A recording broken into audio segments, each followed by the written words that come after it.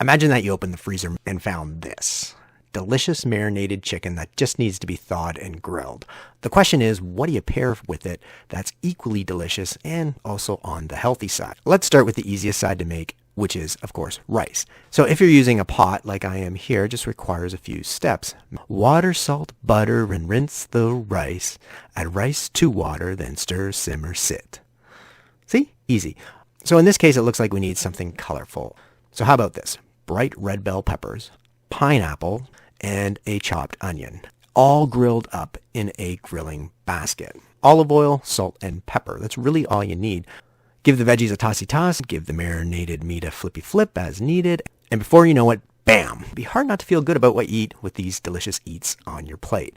So that's it for this bold way to eat well on your busiest day from the crew here at College Recipe Cafe. And if you're interested in the recipe, you'll find them in the description below. Happy cooking, everyone. See you soon. Bye.